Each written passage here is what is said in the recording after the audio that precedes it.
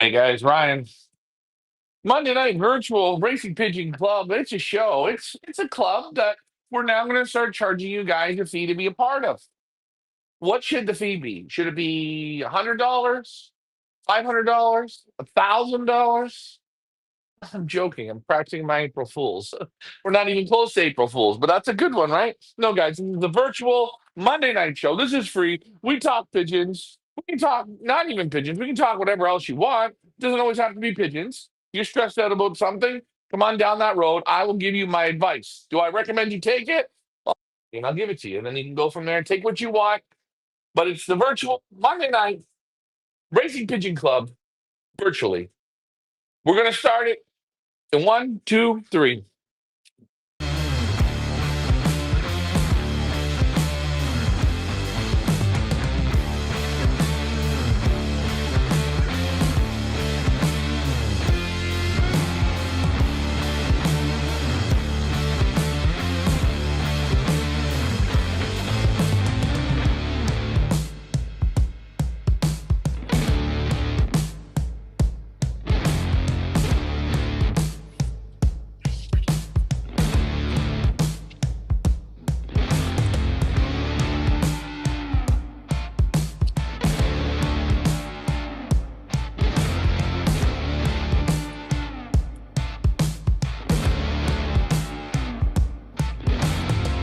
Woo! Oh man, oh man. Mixture a little bit tight tonight. Ooh, but that's okay. Hey guys, welcome to the Monday Night Virtual Pigeon Club, brought to you by there's Elite in the Racing Pigeon Network. We've got Leah in the house. She's going to be reading your comments. So remember, make sure that they're well worded. Make sure they're long winded. She likes No. that. Hey, since this, I'm done reading. I don't have to read anymore. It's so great. But you know what? I actually really did for a long time enjoy reading the comments because it got me better at reading because I'm full of HDRD. But Leah has now taken over for a little bit because her reading has now come down and she wants to improve. So, Leah, make sure these people ask questions because I'm telling you, it's midnight and it's so hot here. I just can't wait to go to bed and melt. So, if they don't ask questions, I'm going up there to sweat to you. That is right, guys. Participation is key on this show, so do not be shy. Post your questions or comments in the chat. No question is a stupid question. Hot face just says it all right there. Pretty much all I need to know. Yeah, post your questions or comments in the chat. No question is a dumb question. We chat here, we exchange ideas, we have a good time, and everybody is always welcome to our Pigeon Club. There are no membership fees. There is no resume or resume that you have to fill out for this. You will not be voted in. Everybody is welcome. And do not forget, guys, if you are watching over on YouTube, don't forget to take part in today's poll. Today's poll is: do you teach your birds to drink out of the basket before racing? Vote now. Very simple. It's either a yes or a no. If you are watching over on Facebook, give me a 1 in the comments if that is a yes, or give me a 2 in the comments if that is a no. Again, the question is, do you teach your birds to drink out of the basket before racing? Vote now. Right now, we've got 83% of you say yes, you do, and 17% of you say no, you do not. We will check the poll periodically throughout the broadcast to see what you guys' thoughts are on that. And if you're enjoying our content, please give us a like and subscribe. If you're watching over on YouTube, hit that notification bell so you know anytime that we do go live. And if you think it totally sucks, you can give us a thumbs down too. We're fine with that. Who's our first up to bat? We have Michael Peebler in the house. Says hello. Hello to you too, friend. Jeff Henderson says, 1, he does teach them to drink in the basket. Noel Raymond, where have you been for the last couple weeks? Where have you been, friend? We've missed you. We've missed you. We've been racing. We've been training. I keep looking in the comments. Where's Noel? Where's Noel? Here he is. Nice to see you on. We got lots of ones over on Facebook. Lots of ones. We've got Alex in the houses. What is your thoughts of using Blue N1? Garbage. No good. Nope. It's a gimmick. It's a gimmick. It's a gimmick. I tried it.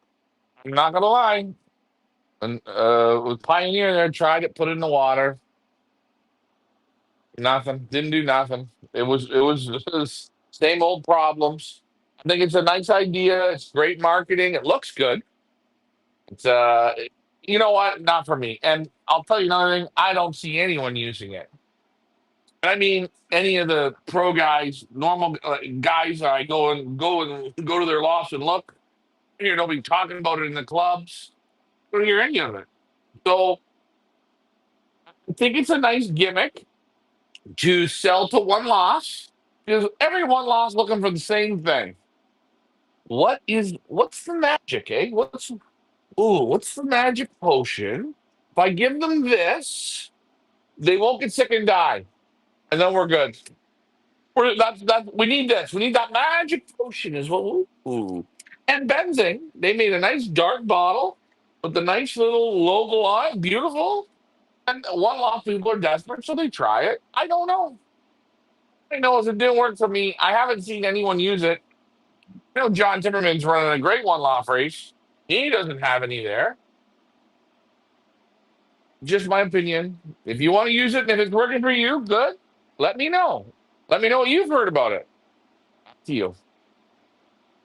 For those of us in the back that aren't familiar with what Alex is talking about, just look at quick little what is blue number one or blue N1. Just quickly, what is it supposed to be? The one loss formula. Benson put it together. It's a bottle. It's a dark blue bottle. If you look it up on the internet, you can type it up. You can probably screen share it. But anyway, it's a dark blue bottle. It's got blue liquid in it, and you give it to the birds in the water. And I think it's supposed to help E. coli and all this stuff. It's like it helps for especially for one loss. They say because you're mixing in all the birds. Now tried it. I didn't see much. I didn't see anything. It was gone. Everybody that bought some s- from us, they never wanted it again. No good. Alrighty. Dealer 7172, also known as my friend Wheels, is in the house and says, Ryan, what is your training plan for the week after Sunday's race? What's the plan, Stan? Today it got a little bit off kilter. Wanted to train them a couple times, but I did work on something that I didn't get a real chance to work on as much as I would have liked. Today I basketed. I, Overall, guys, being my first race in Belgium, I want to give a big congratulations to those pigeons. They did something that was pretty tough, going up with 30,000 from the group that they were in. They did very well. There was a lot of different factors. They had rings on, small factor. They went to a club for the first time. Uh, they had to come out of those baskets in the transporter a little bit different. They were in the jungle of 30,000, released three different provinces. I'm not making excuses. No, no, no. I'm not making any excuses. Then the birds come home with me there, feeling super anxiety of racing. That's not a good mix. Should have actually been sitting in Mr. Reynolds and just watched the show like you guys do. And overall, the birds did great. People lost a lot of birds. A lot of birds were gone. These birds, they came, they finished. We had a couple of birds that hit the sheet. We would have actually had two good birds in the race, decent, but the second one just got nerved out. And I think I got frustrated and I was upset with their finishing. They were better than that. But remember, you add up six or seven little different things that you can't emulate. Your birds are going to have breakdowns. I had the breakdown on camera. The birds had the breakdown. Just a lot of pressure. It's okay because you know what? It's done now. It's easy now. Now they've gotten better. I've gotten better. We make some tweaks. We make some adjustments. Now that had nothing to do with the training today, but I will say in the club we hit the 20th mark, which I was happy with, and I think 68th, which that bird should have been probably about 30th, but okay, it didn't come in. So that's okay. I also looked at Antwerp Central, where there was, I think, 6,000 or 5,900 birds in the race. We were slotted at 500th in the 500 range for the speed. That was good. And I think overall win-win. Now for this week in these birds today, basket trained them. Which you're gonna say, well, why? Basket trained them, getting them to really drink in the basket. I want them to make sure. So I drank them 2 or 3 times today, and I just took them for one toss. And when they come home today, I had I'm trying a few different things and a little bit off, but we're working on it. We're gonna have them better for this Sunday if there's racing. There's no racing on Wednesday because of the heat advisory, but we're gonna train. They're gonna be trained this week because you know what? You don't take your foot off the gas, eh? Like they say with Cold Trickle, put your foot on the gas. You can make it around that bend. You can do it. But you got to keep your foot on the gas. Leah, done talking. Back to you. Here we have our results from Sunday. Again, this is a club result. Ryan was the 7th loft to clock out of 17 lofts in the club. Fantastic. Again, guys, these birds were released with 30,000 plus pigeons in Key Varin. So it was, as we said, quite a brain scramble for our guys, seeing it's the first time that they have ever been released with that many pigeons. Of course, they're used to being released pretty much with themselves. 18, 16, maybe a couple times with Marcel, maybe once with Lars. So, of course, their brains were a little bit scrambled. Of course, they didn't know what the hell was going on. Quite frankly, Ryan and I didn't know what the hell was going on. We were nervous as heck. It was a brain scramble for us as well. But I would say overall, Ryan did excellent for his first time out. Everybody, all the Belgians are saying to us, man, you picked like a very, very tough day, with the heat and the amount of birds going on Sunday, you picked a very tough day for your first time out. And they have assured us that after a couple times to Key Varin with the group, your birds you're going to see the improvement. So let's hope so. Let's hope so. They did do excellent, but you know what? There's only one way to go from here, and that is up.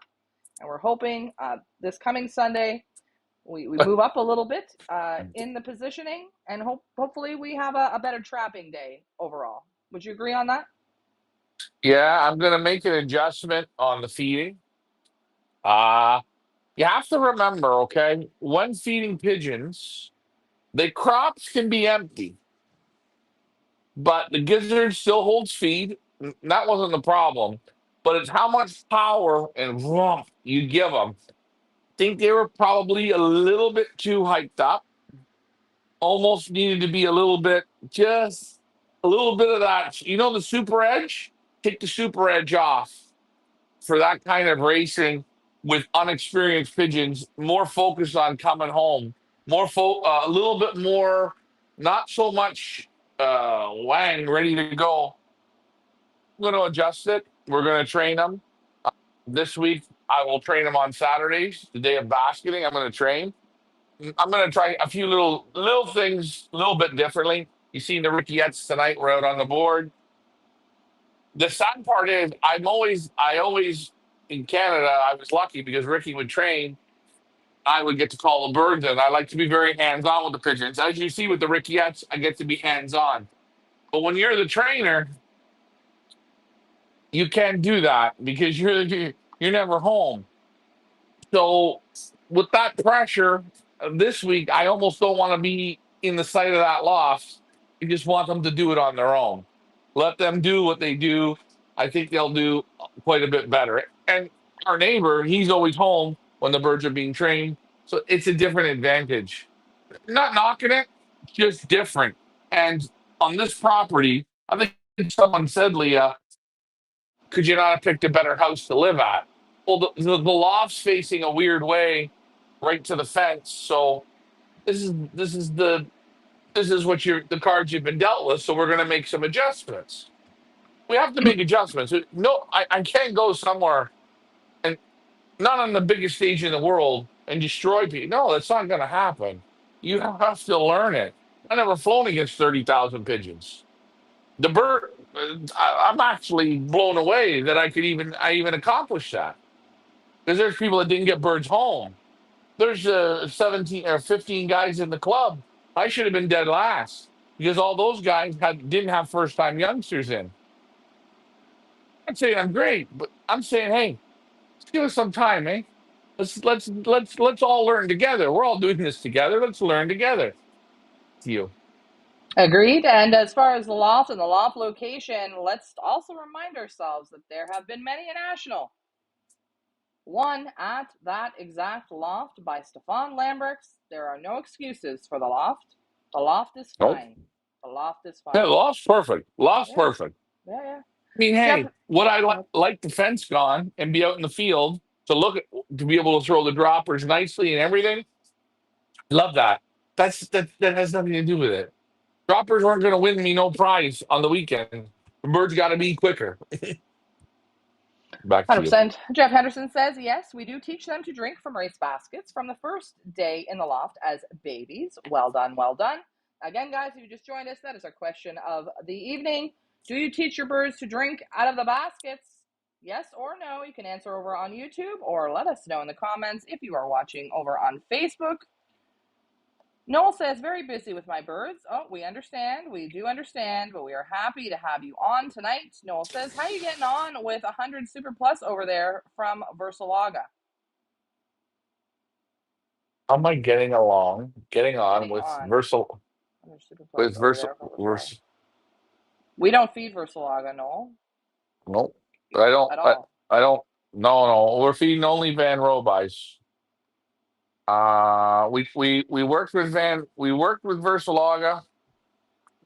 Um, For about feed. four, three, four, Yeah, 4 years.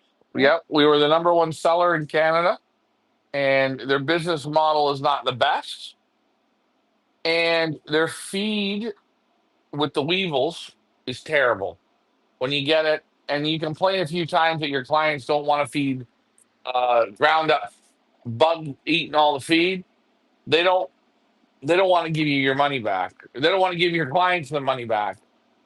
They're again real nice bags. Feed is beautiful when you see it, but when you get a skid full of weevil feed, bug eaten feed to dust, and Leah, you know what I'm talking about. And they don't want to replace the bags. They don't want to give it back. It's the worst company. It's terrible. It's shit. And Versalaga did it on their own. Nothing to do with us. They didn't put the feed in the bags, but not the best feed. You can find better out there. Please look at your local farmers.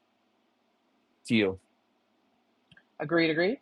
DMCC says, we are new to pigeons. Well, welcome. We hope you're having a great time so far. He says, having a problem dialing in feeding. We have 40 young birds. Any way you could tell me how much feed they need a day? Trying not to overfeed or underfeed. Okay. Remember those feeders. Those little feeders, everyone loves them, right? Get rid of that. Get yourself a nice feed table or feed on the floor. Put your drinker in the loft, and I want you to sit down and you've got 40. I want you to start off with three fistfuls. One, two, three. Sit there. Make sure everything's cleaned up and keep your eye on the drinker.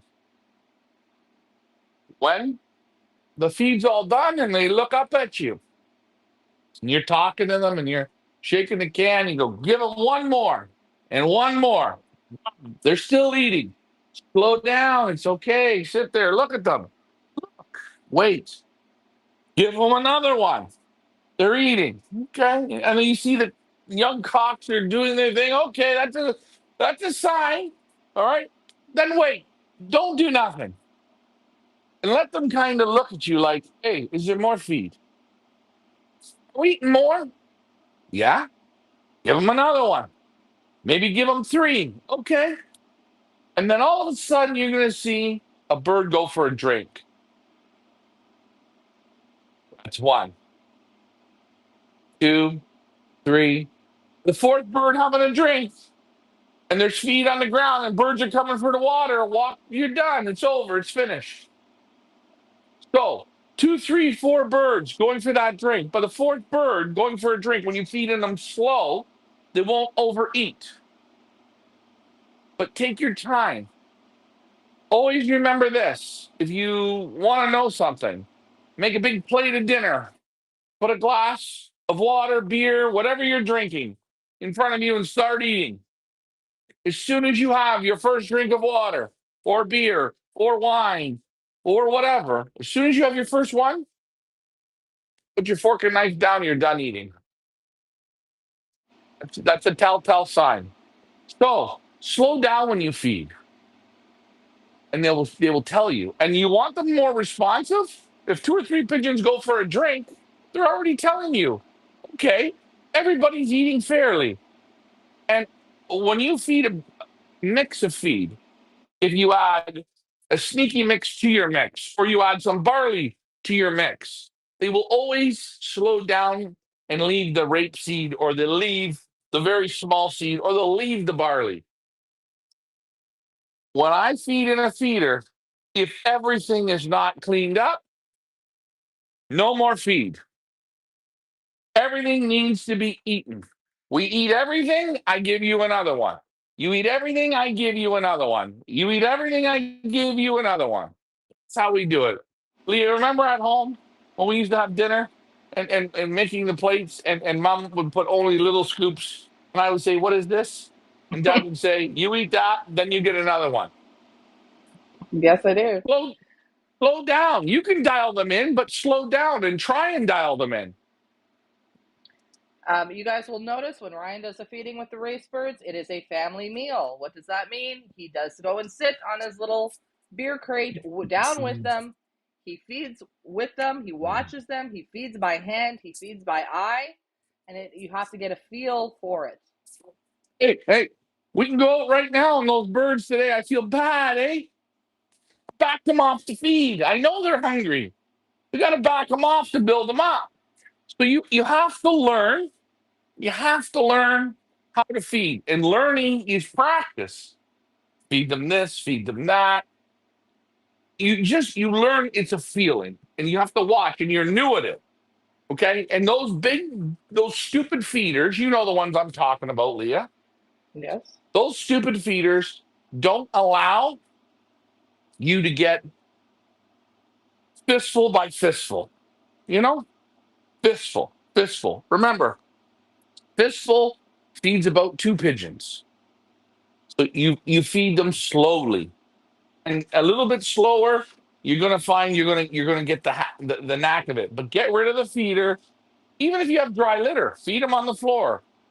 As long as your feed isn't wet with oil or something. Because remember, if you're feeding an oily feed, a feed with oil on it, or something where the feed's tacky wet, you don't put it in a dry litter. But I'm saying overall, just slow down when you're feeding. And the water is a good telltale sign. One bird, two birds, three birds go for a drink. You know you're coming to the end of the meal. The pigeons will tell you. But look, and But take you your have, time. You're no, new. yeah, yeah, yeah. Yeah, you're new. You're new. You're new. So slow down.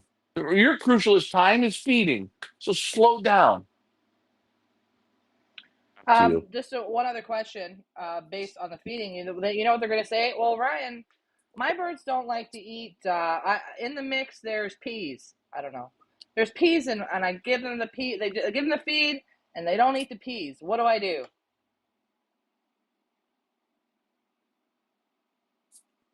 What do you do? Everything that's been put into the bag. Versalaga put in the bag, Van Robites put in the bag. You couldn't afford all that. You bought your own mix. You're feeding corn, you're feeding wheat, you're feeding barley, you're feeding oats, feeding flaxseed. What a mixture of shit, eh? Every time you throw a fistful down, they eat it all up. Everything. The flaxseed they're going to eat, the oats, the wheat, the barley, the corn, the safflower, the hemp seed, everything in that mix, they eat it. I do not say pigeons don't like to eat peas. Pigeons don't like to eat barley. No,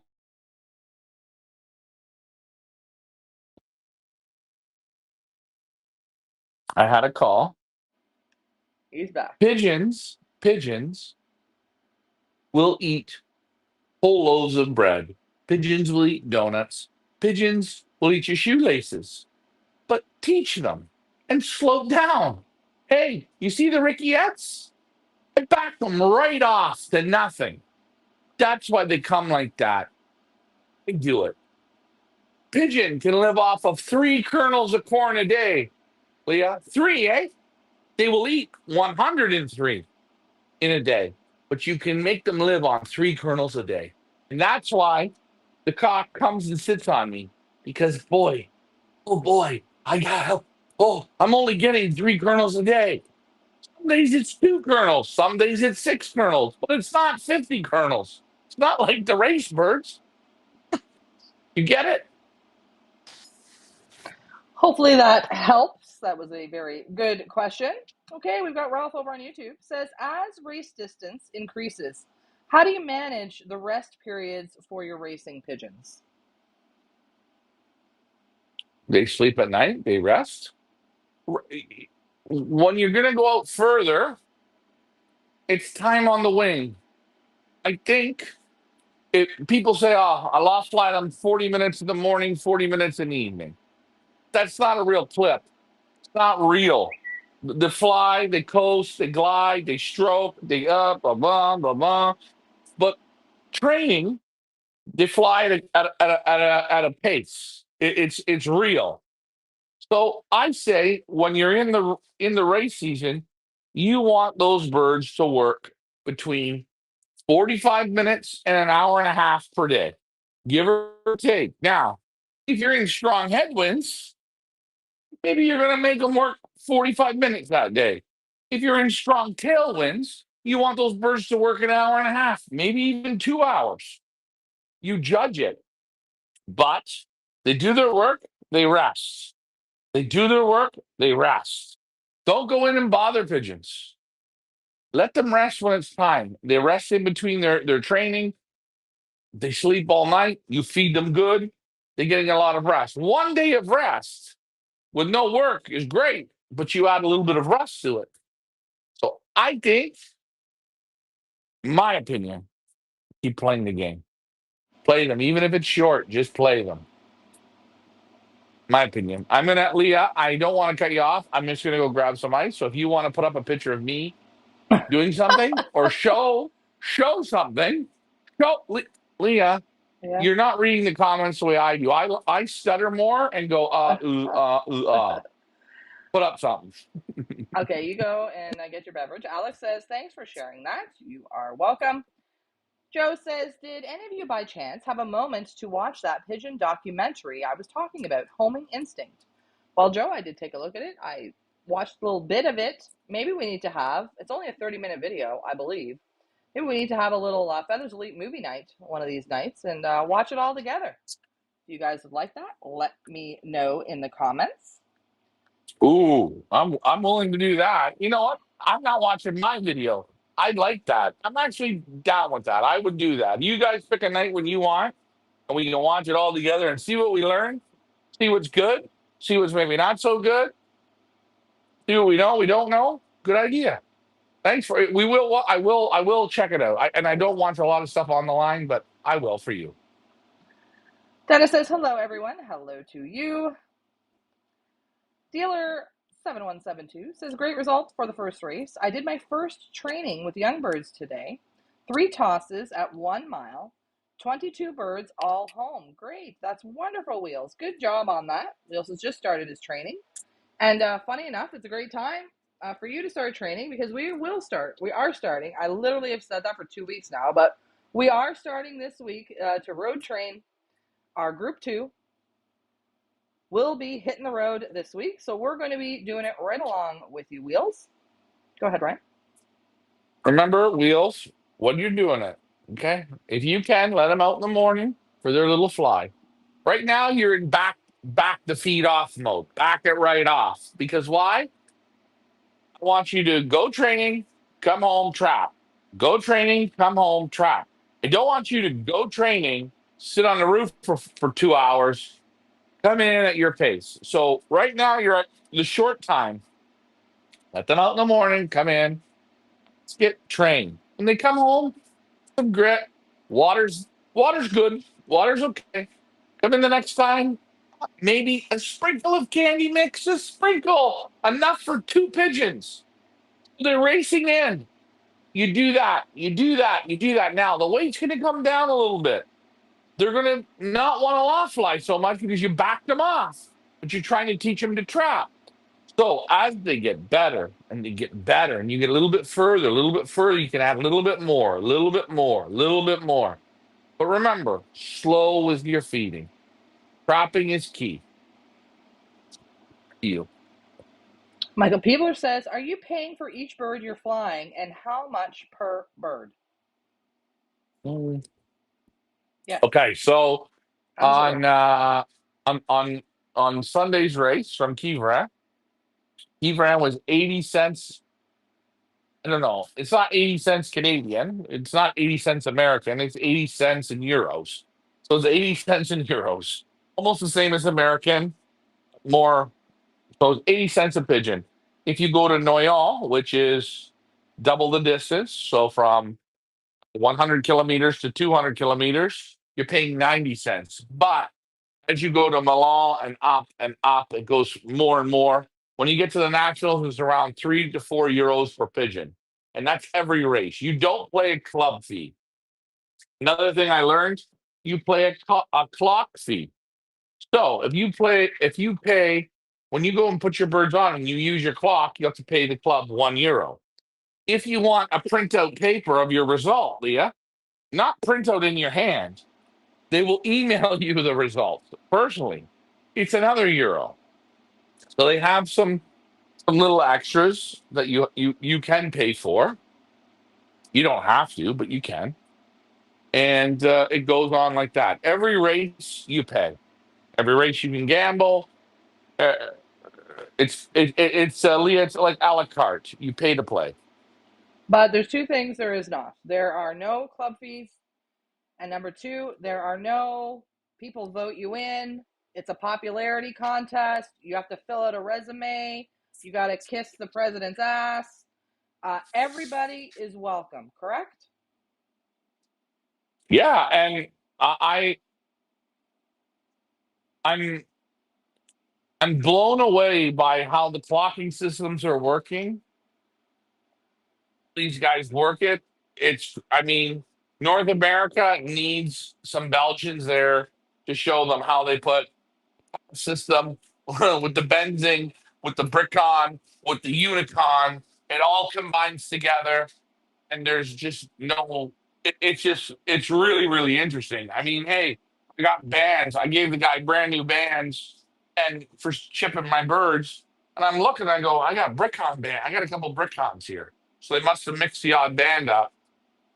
Brickon's working in benzing. I didn't know that would work. So Oh, weird. like, yeah, Wow. it was weird. I didn't use the band, and then I just scanned it and went, "Oh, there was a number. Okay, good. All right, no problem." Anyways, back to your questions. We do have some photos that Ryan took from the club that we're going to show here momentarily and also get Ryan's thoughts on how he felt his first night of shipping. But we have a question here from Alex who asks, what's your thoughts on using electrolytes on the birds coming home on race days? Sure. Yeah, you can use them. Why can't you use them? Use them. And people don't realize electrolytes. If you can't afford to buy electrolytes, sea salt, honey, and lemon. That's what you need. Put it in the water. Look online. How do I make electrolytes? That's it. You don't need Powerade and Gatorade and whatever. As my friend Derek Walsh said, sometimes the natural stuff is the best. Now, hey, there's other products that are good, yes. Sometimes I like to make, I call it swamp water. I used to use the Dextra tonic. I use different things. I put them all together. And you know what? If you give them too much, they're just going to flush it out. It's going to go out of their system. But a pigeon man is always looking for that next level. Baking soda, great in the water when birds come home. Okay, you mix a soup spoon. in a glass of water, mix, mix, mix, mix, warm water so it dissolves, put it into your drinker. Those birds get that. It flushes, it helps, gets rid of the lactic acid, helps with the respiratory, thins the blood a little bit, and gives them the energy to pull back up. Small things. Take a look, small things. All right. Back Hopefully to that you. helps. Yeah, don't forget to say back to you, Leah, because I don't know when you're But done wait, talking. Leah, you should know my Oh, cues by now on. I don't know. I don't know. Half the time I'm not looking at the screen. I'm making sure all the cameras are working. Jeff Henderson says you're doing a great job, Team Zonikin. Brick by brick, thank you. Yes, it is brick by brick for sure. Peter Raman says you and the birds did fantastic. 20th club is great. Look how many other birds and lofts you beat. Exactly. Exactly.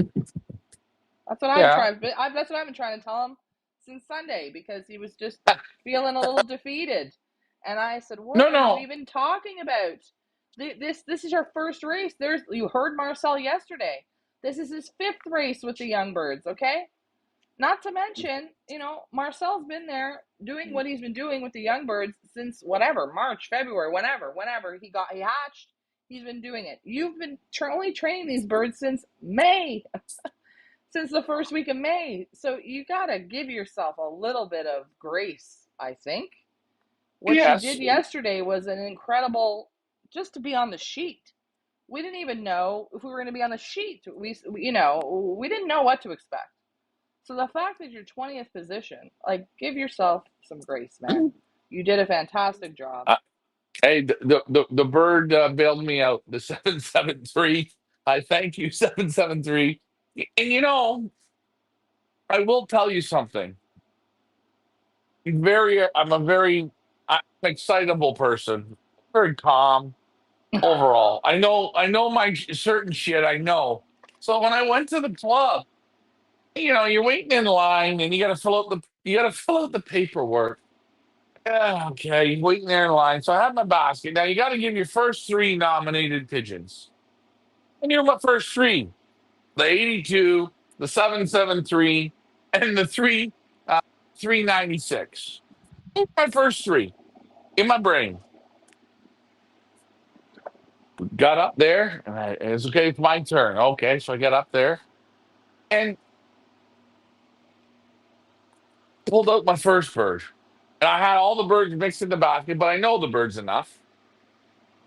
And I gave the guy the bird. Okay, good. Ooh, scanned it. Okay. Then the next guy, a different guy, he spoke Flemish. And it was like, boom, boom, on. And I went, I didn't grab the bird yet. I don't know. And then Marcel said, hey, something. I said, what did he say? Then hens cocks. And I went, oh shit. You want cocks? And I grabbed a different pigeon than the 773. I got screwed up. So that was a bit of nerves. So next week, I know I'm just gonna have my first three in another basket, just so I don't have to think, and then go, yeah, cocks, hens, cocks, hens. Because I didn't know the guy, and he was speaking Flemish to me. I didn't know what he's asking. Ryan had Anyways, his own little brain scramble, just as the yeah, pigeons did on Sunday. You see right now, Ryan saying he had a little bit at the club, right? You get nervous. It's a little excitement. It's a little adrenaline. It's I don't know what I'm doing here. And I think what happened to you at the club, same thing happened on Sunday with the yeah, pigeons. I think. well, We do yeah, have some and photos, so we're going to play them here in a minute, but we're going to show them in a minute. I just want to get through these questions and then we'll show them. Um, okay, so Noel's saying, I saw you use a 100 supplement. Yeah, he's talking about the Hype 100 or. yeah, it's a Van Robites product. I'm pretty good friends with Guy Vandenara. They put these. There's a couple products that they put together: the Hype 100 and the Health Balance. Will say one thing I like about the Health Balance. You, I can see it coat a glass. What coats the glass? Everything in those two products, I think, work good. You see it even stain the feathers on the birds. You see it works. You see it coats the lining. So the Hype 100 is for racing, and the Health Balance, guys. If you can get Health Balance, it is a good product. I like it. I can see it. I see how it coats, the taste of it, the smell of it, everything. I think it's very good, and everything that it does for E. coli, salmonella, it's got to be working because you can tell when you use it, it coats. Everything it does, it lines. It's almost it's like uh, it's like the milk butter. It coats everything. It coats the lining of the guts, and that's what you need.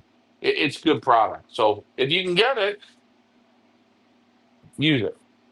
Maybe on the next Monday night show, maybe we will show it. Maybe we can show how it coats or what it does. Maybe, some Yeah. people are more visual and they just kind of want to see it. So maybe next Monday we will do that for you guys. Okay, let me get back We to the should comments here. we Go should do ahead. that commercial I was working on. Remember? Yeah, we don't even have to do it. Yeah, we can, but we can just show it right here and talk ourselves our way through it. 100%. All right. DMC said, Leah, question came through Toy Story. Oh, no worries. Don't you worry about that at all. Frank Lapore says, did you feed one time a day or two times? What are you feeding right now? Once or twice a day? Right now it's once a day.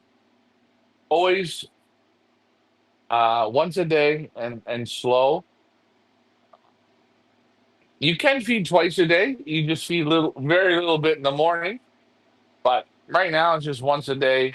When I take them training, if they're all in a group, they'll get a sprinkle of canary seed or something, a little sprinkle. But it's so hot right now, they're just coming in to have water. And the one thing I hate is to drink a lot of water. And you guys know yourself, you can fill yourself up on water.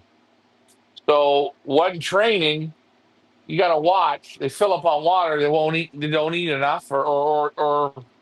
But at the beginning of the week, I'm not so worried because it's depur. You're depurifying them without using barley, without using a depur mix. I can still feed heavy, but back it off.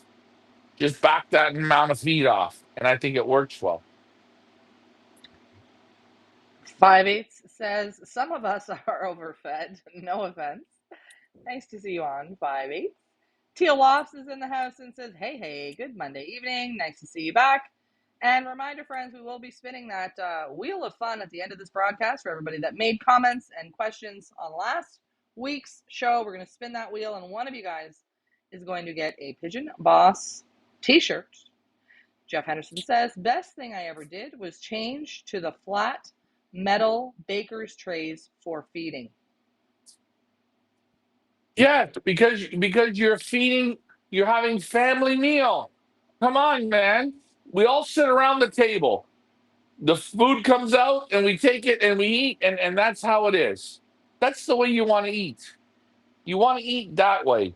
And the pigeons is the same way. You don't need the trays. You can make a tray. You can feed on the floor. Whatever you want to do, but get in there with the birds and feed them. Be a part of the feeding. If you, Leah, you know me, one thing I hate about graded floors, I can't sit on the floor. I sit there with my legs open, my back against the wall. I have a drink. Every third day, the birds knock the drink over. I get mad at them.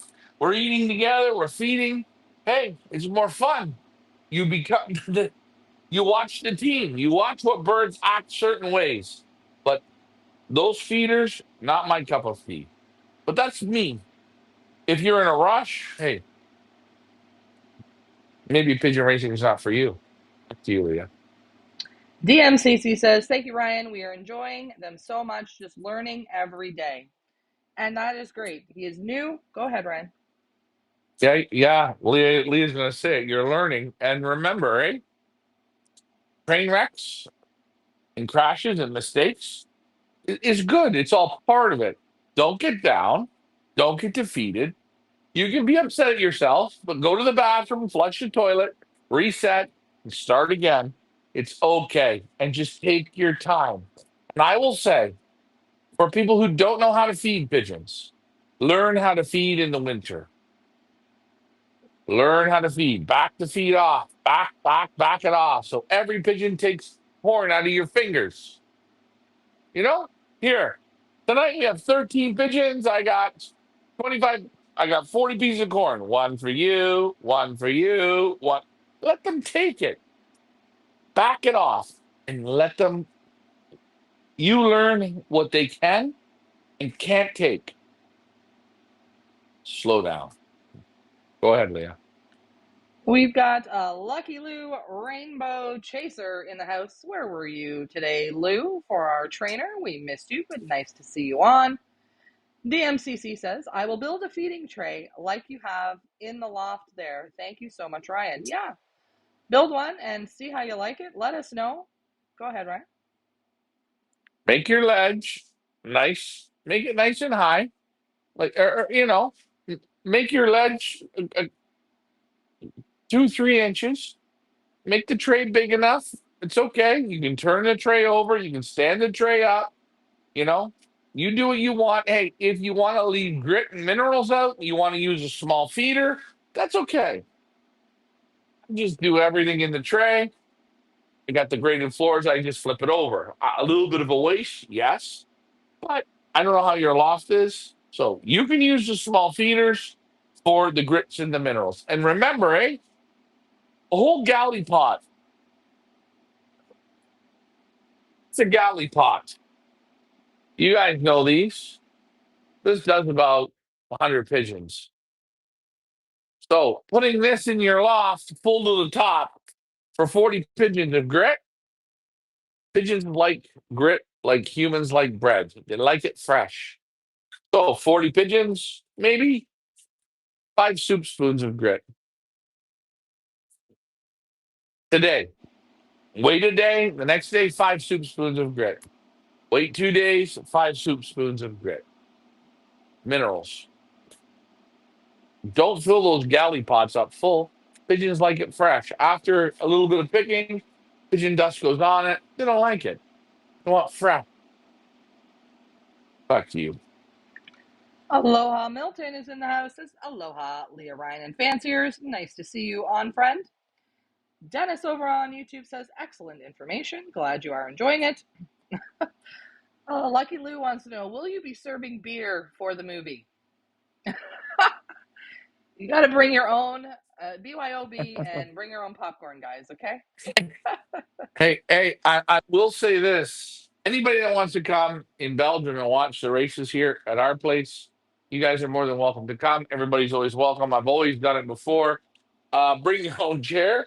You're going to have to listen to whistling, so you might need some earmuffs. We might crap the bed, but we're going to have a lot of fun. And you know what? Bring your flags or bring whatever you want. Come on down. And just bring your own chairs, bring your own booze, bring something for me to drink because I'm going to be dehydrated as well. And we're going to do this shit together. So if you want to come down, you're more than welcome to. And Lou, when we do the movie and dissect it, yes, you're going to be drinking. We're going to pre-drink and drink through the movie. Back to you. Will says, thanks for the advice. Our pleasure. Lou says, okay, so your shipping fees, he's figured it out in Canadian. Your 80 cent euro, however you say it. It's $1.30 Canadian. Thank you very much for that, Lou. Lou says, raw honey, I hope. It's top notch. With putting the honey in the water, using organic honey, you're not using Billy Bee. What are you using? Oh yeah, if you're going to make electrolytes, do the homework. You need lemons. You need sea salt. And obviously, if you can get organic honey, it's better, right? Same thing. If you're going to use apple cider vinegar, you need the apple cider vinegar that says Mother's on it. It's differently made. But some people don't want to do that, and they'll go and buy the electrolytes or whatever. I know Derek Walsh. He swore on. He said, "You want to win with pigeons?" He says, "You buy a juicer and one hell of a blender. Both have to be restaurant grade. You juice, you blend, and you soak the feed, you put it in the water, you do it all." And I don't think he's wrong. It's the same thing. We talk about cinnamon, we talk about turmeric. You got to look at cinnamon. There's a certain cinnamon, Ceylon cinnamon. It gets rid of canker and coccidiosis. Same with the turmeric. You take a look at certain things and what they do, and you can add it to that feed. You're giving your pigeons natural pills, drugs. You want to get rid of canker. You want to get rid of cocci. You want to work on this shit. Do your research. Think outside the box. You don't have to buy, as Derek Walsh said, the shit in the bottles. Take a look at the percentages. It's almost nothing. Do your homework and do your research. To you. TMCC says, hey Ryan, do you recommend the Van Heat products? She wins with them. She's using them. Okay. I don't know. I haven't. Here's the problem. Go to a pigeon show. You're going to have and buy yourself First thing I want you to do is buy a drinker, and not a regular drinker. Buy the 10-liter big gulp. The one Lee at 7-Eleven, the big gulp with the straw. You're sucking it. Okay. Buy yourself one of those, and then go from booth to booth to booth to booth to booth, and add all the products into the drinker. By the time you get through the show, the drinker's overflowing, but yet there's nowhere to put the water in. Then he uses her products, and they're working for her. I think they're good products. I don't see a lot everywhere I go. I know some people probably use them, but I always keep an eye out on certain products. Find products that you like and try them out. Nothing wrong to try them. Just give them a try. I know she uses them. Hey, what was she? Second National Tool? Yep. Old Birds? Hey, Yep. guys, she's using her own product. She's baking her own cake. What is she? Third or fourth generation? The products will be pretty darn good. Again, hey, guys, do your research and try it out. It's We you. do have a video on our YouTube channel where Ryan did sit down with Enemy and she did go through some of her products. So if you look over on our YouTube channel and you look up Van Heat products, I'm sure you'll probably find it there amongst our 4,500 videos on our page. I need Jeff some Henderson, respiratory drops you do. Jeff Henderson from says, her. Yeah. David Tracy, get on the tour. Yes, the Australians are looking for a third wheel. We would like to have somebody else with the Australians. David Tracy, get on the tour is right. Frank Eichhorn, nice to see you on, a fellow Canadian. Hope everybody back home here is following Ryan along on his journey. Frank Eichhorn asks, any news on the auction birds yet? I'm still in. I'm still in the. We're in the same issue we are. We're waiting on the government for the import. Birds are still doing good, but what can I say? Government. You know how government is, Frank. They change like the wind. I don't know, Lee. Am I saying this right? You know what I mean?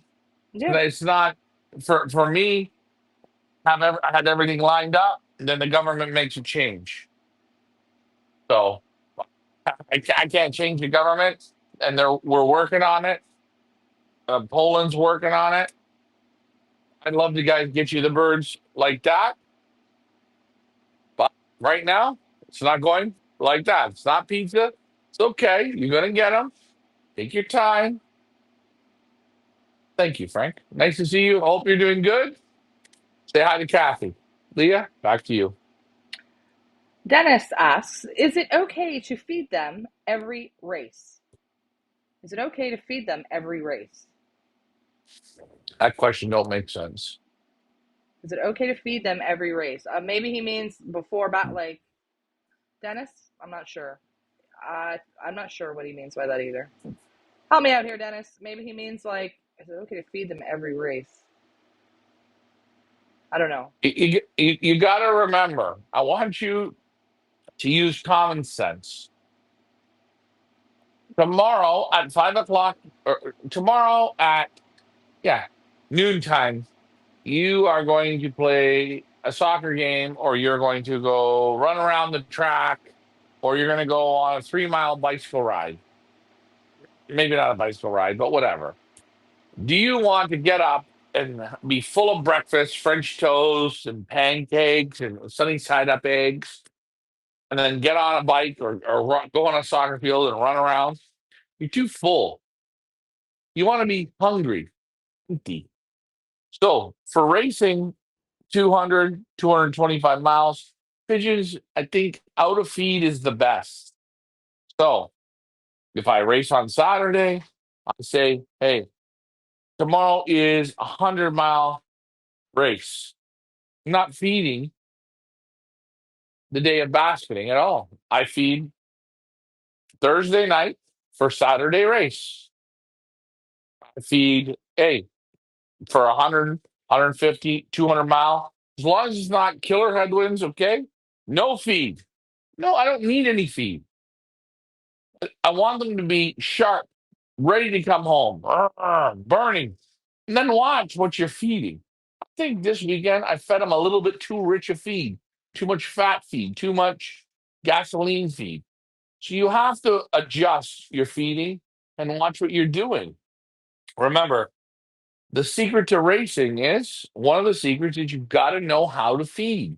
You've got to know what you're feeding. Never send pigeons to a club full of feed. What are you doing? Why? Why fill them up?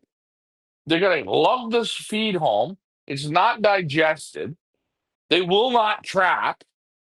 I already got three negatives. Hungry to the races. Hungry. And when you get to 300, 400 miles, I feed them at noontime the day of basketing. So if I'm basketing on Friday night, Friday for a Saturday 300-mile race, feed them 11, 12, 1 o'clock. What should I feed them? I judge on how the weather's going to be, how it's going to be. Tailwinds, might feed them at 6 o'clock in the morning. Headwinds, I might feed them at 4 o'clock. And again, the temperatures play a part of it as well because when it's cold, they burn. If it's hot, it's different. Leah, there's so many things, eh? Well, sure. There's so many things, and it's not something that you learn overnight. It is something that you learn from trial and error. You learn over many years. You learn from experience, and that's why it is great that you are offering your thoughts. Ryan's been doing this since he was a boy, since he was born into it. And he's had Loft Manager Richard as his mentor, who our dad has taught him many things, but he's learned many things along the way here. He's learned a ton by staying in Belgium, by going to see top lofts, by talking to them, by picking their brain, many things, right? I'm sure you know a lot more now than you did 8 years ago when we first started this journey. You've Oh, learned. when you're interested, you become a sponge. And I will say this.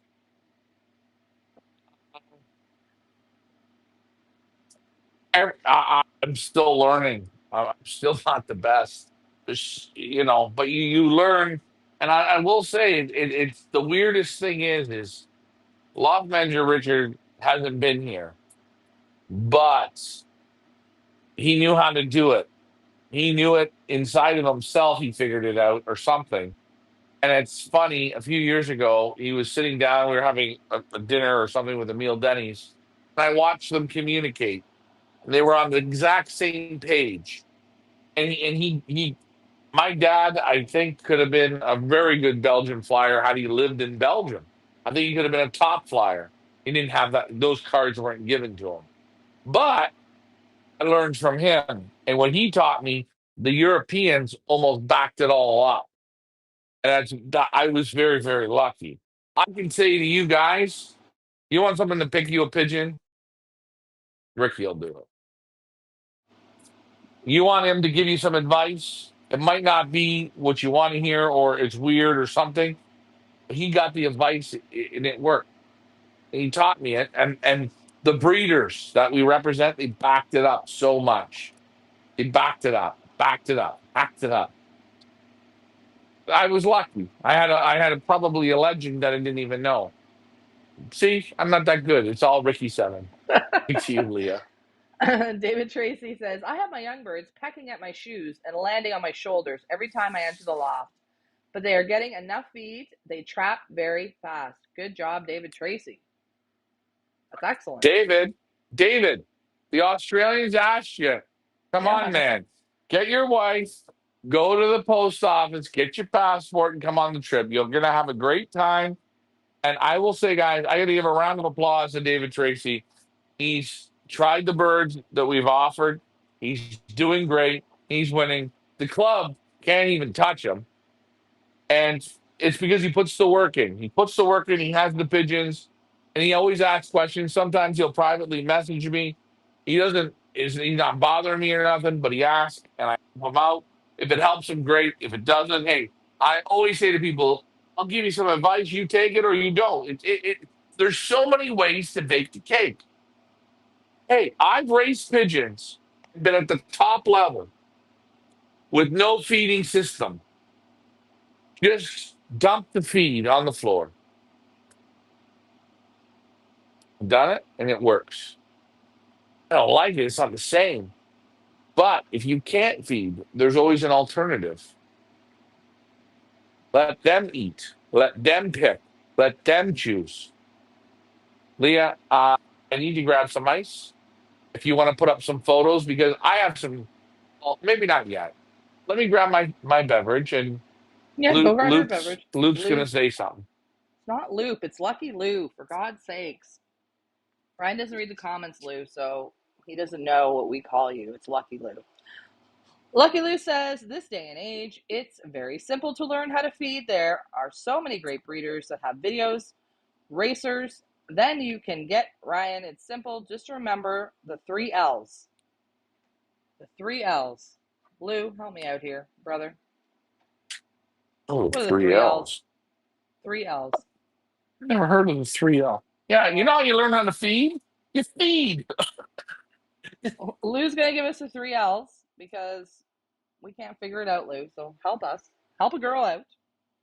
Once Ryan gets back, we are going to go through the photos from the Pigeon Club on Saturday night. And as we go through the photos, Ryan, One I'm more going to second. ask you Yes. what your thoughts were on your first experience shipping.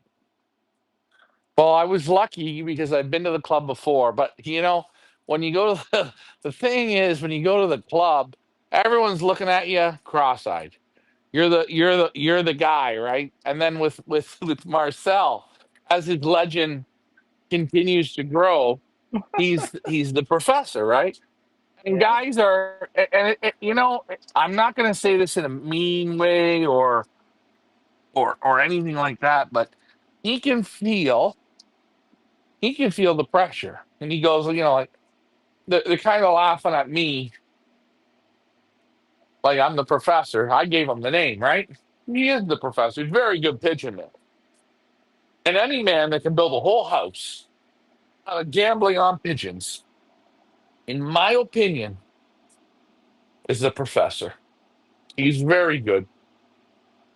So you can feel he's got pressure, and he knows they're making a little bit of fun of me, and so we're in it together. So I've been there a few times, and even the girl at the bar now. There's the bar, it's the Bicycle Club, and this place is iconic in this area. On Sunday afternoons or mornings, there are sometimes like 400 bicycles parked outside here, and people are in this little bar. Maybe not 400, maybe 200, and people are in there. They're drinking and they're having spaghetti because they serve spaghetti. It's such a Belgian environment. This is an old Belgian pigeon cafe. So it's a pigeon club. It's called the Bicycle Club. Look, it's called the Bicycle Club. Always bicycles. There's whole bicycle clubs that show up and park and have drinks. And it's just something to see. And the club's in the back. And yeah, look, there's a transporter that takes your pigeons. Okay. You see, not a lot of ventilation in there. And that's a big transporter. That transporter is going to pick up birds for 4 or 5 hours. Just go and pick up birds, pick up birds, pick up birds before they go to Key Grant. And that's the beginning of the.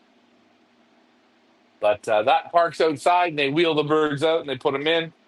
And there's a lot of baskets. Man, there's a lot of baskets. And the smell inside where they're shipping the birds, you can smell the sweat. There's Marcel handing his birds to Noyon through the window. you go and line up and you hand your birds. So there he is there. And people are looking at you. There's Marcel waiting to ship Kibra. He's in line. And then you ship your birds, and then you go into the bar. And if you want to talk to pigeon guys, you do. It's not so much talking in there. It's done professionally. There he is standing in front of the window for Noel, and there's people behind him waiting. So it was something to. I mean, it's something to see. It's something to experience. Very very serious. There's the bar. There's people inside there watching the soccer game. And that's just one part of it. That's not even inside the. Yeah, then they have their own beer. Very good beer. Oh, and the service is great. The people are nice. There's Marcel.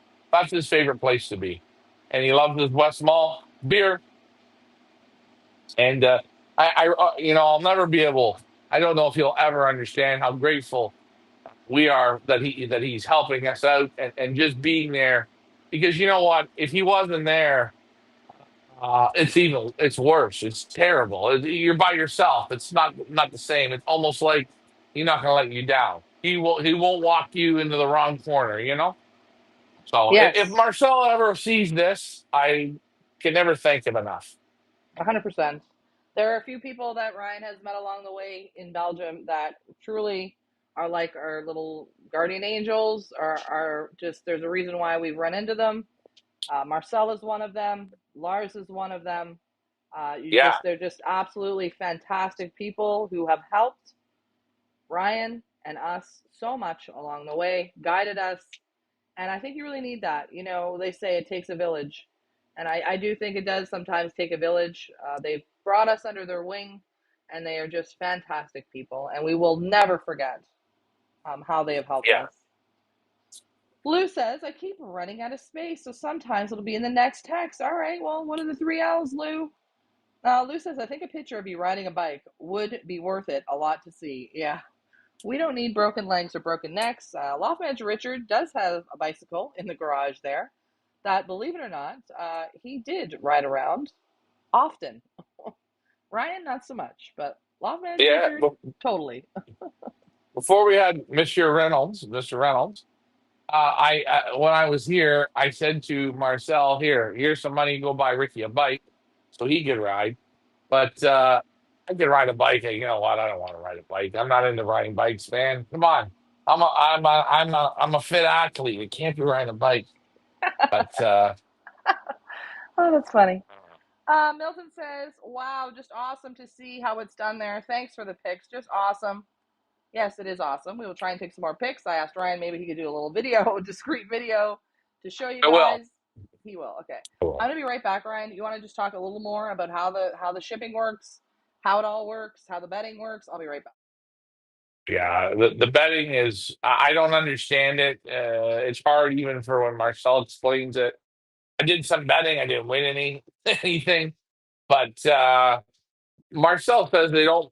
They've done some changes in the betting, so you're not betting on the best birds. Sometimes you're betting on the places that you flock. So, like if 100 birds, you have to be the 25th bird, you have to be the 50th bird, you have to be the 90th bird. They have bets like that. They have other bets as well. Um, it is something to see. It runs way better than any club I've been at in Canada for the amount of birds that go in. It runs smooth. They get it done. It's like one guy is in there shipping his birds, and the local guys are handling the birds.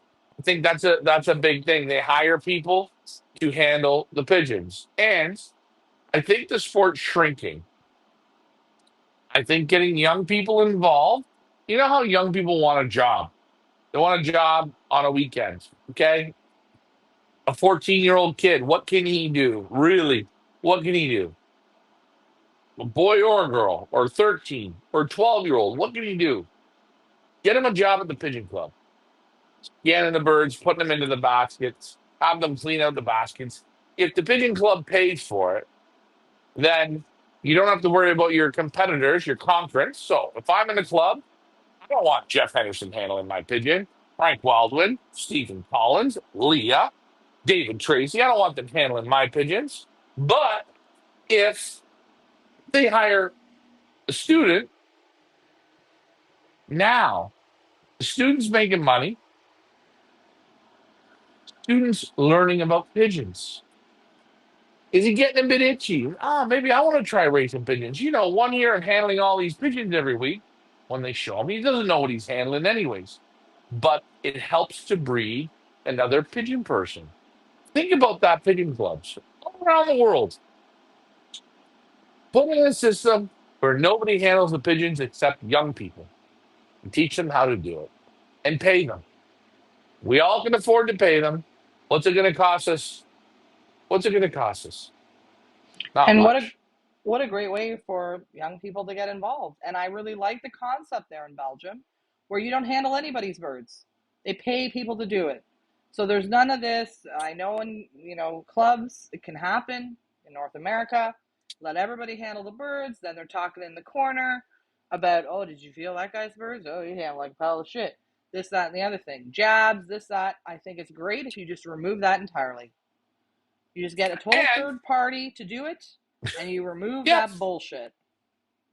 and it doesn't have to be a young. Remember, you can make a pigeon man or woman. It doesn't matter. Once they get involved, they start to want to. You want to. Oh, maybe I want to try racing pigeons. That's how it starts. But guys, handling each other's pigeons, all it creates is conflict, fighting, bullshit. Get rid of it. Bring some new, fresh pigeon blood in, and they don't have to. They don't have to like pigeons, but give them a year or two, and guess what? You'll see, eh? If every club did it, I guarantee you, 10 clubs do it, two or three new pigeon people, I bet. guaranteed. I bet. 100%. I challenge the pigeon clubs to do it. Lou says the three L's are look, listen, and learn. Look, listen, and learn. We're going to put that on a t shirt, Lou. We're going to put that on a t shirt. Look, Ah, listen, and learn. look, listen, and learn. Yes, talking about feeding and talking about like if you're new, look, listen, and learn. That's great advice. That's right. But you got to be listening to the right people because some people will lead you down that road. You know the road. Yeah, yeah. Lead you down the Watch you, road. watch you listen to. Listen to the pigeons. Watch the pigeons, and then use your common sense. You go a lot further. I'll tell you. Watch who you listen to. 'Cause I'll tell you, I have in my younger years, I was cruel to people.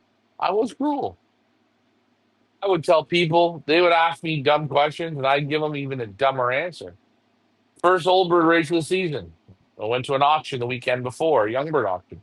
Sam Ferrer, you know Sam, Leah, cross-eyed Sam. Yep. Sorry, Sam, I'm going to tell you this because you remember it. He asked me, he goes, "Well, how are your how are your old birds flying?" And just as straight in the face, I said, "I haven't let them out yet.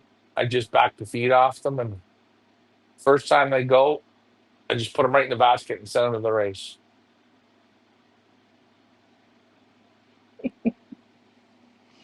We won the race. He was flabbergasted. But that was called, hey, Rubbin's racing. If I can, when I screw you up, I'll screw you up. That wasn't very nice of me.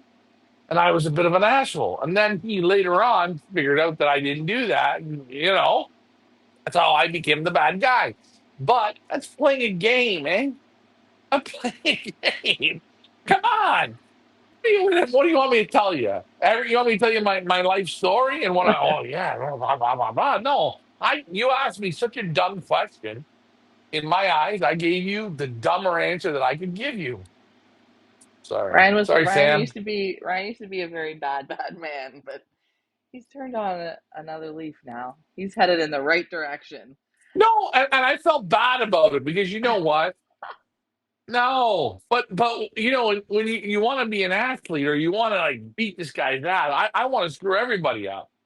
Okay, what do I got to tell you to do? Give them vodka. I don't know. And Whatever will work. something else that I just want to say before we get to the rest of the comments and show the video, because got a little video here to show you, is we were talking about Marcel and how Marcel has helped you, and you are new at the club. And whenever you're new at anything, you always feel like you stand out. You always feel intimidated. You always feel out of sorts. I would just suggest to everybody who is in the club and who have been in the club for many years, if you do see new people coming to the club, be the Marcel. Be that guy who says, hey, how are you? Do you need some help? Do you want to know how this works? Do you want to know how that works? They already feel like they're standing out like a big sore thumb. They already feel like they don't know what they're doing. Somebody, for God's sakes, take them aside. Introduce yourself. Ask them if they need help with anything. Ask them if they don't understand anything. Don't just stand there in the corner with your buddies and point and laugh and make jokes about them, because that is not how we get more people into this. You catch more, what do they say, more bees with honey. So don't be that guy, okay? Be the guy that helps the new person out, please. Hey, Whatever. listen. I went to that club. I felt like I never raced pigeons before in my life. Right. I And bet. I'm not, it's even cute. I like our friends from what's it called, Leah, from the Lear Market, right? And Mhm. they're telling me, okay, well, you don't have, you have a couple Milan races, you can get your bird in this race, that race.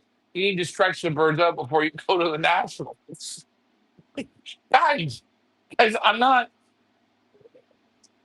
new at this. No, but I've done this a they're not long saying, time, but yeah, they're helping. He's giving us yeah, advice because he's trying to help us. He wants to see us do well yes. and see us succeed. He's not giving us advice because he thinks we're dumb. He just doesn't know what you know, and how would he know that? He's trying to help. And I think it's amazing that the man who runs the Lear market is messaging us and giving us little tips like you should do this and make sure you do that. And I find Yeah. it very enduring because I think it's great.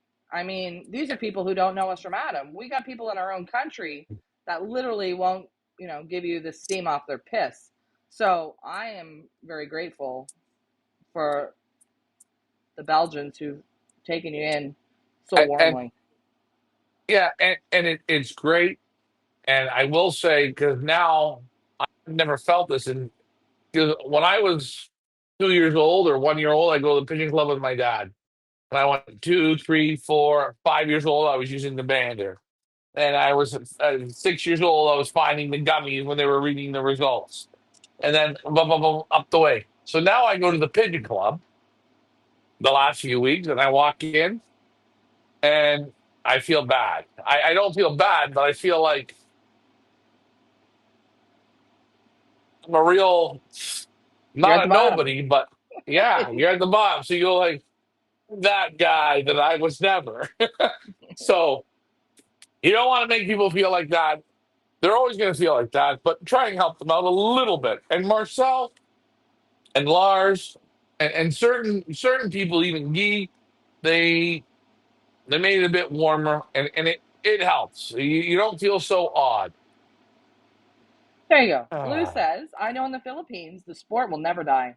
There, the kids love to get into it. That's why I'm going to do it when I get there, because I love it and I want my 15-year-old stepson who wants it too. Good. Get your stepson to watch the show. Fall in love with it. There's so many kids that watch YouTube. This is something great for him to watch. As long as he doesn't mind the occasional four-letter word, it's a great way for him I to get don't into it. swear. David Tracy says Jay Oliver came up with a great idea. Get retired people that have no hobbies to get interested in racing pigeons. That is a great idea. Get the retired people involved. That's an excellent idea. Well, you think about it, you got retired people, you got young people. You know, people people will not know this about me, but Leah knows it. One of my best friends, Bob Bud, he passed away.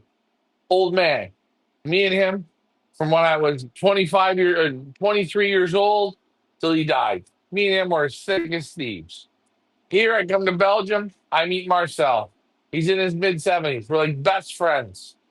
Guys, old people and young people, they can have a mix. It's good. Don't focus on all the retired people. Focus on the young people. Focus on and mix. And you know what? If clubs just go outside that box a little bit, and if everybody in the club takes a little bit more, you will breed and you will create more pigeon men or women, pigeon people. You.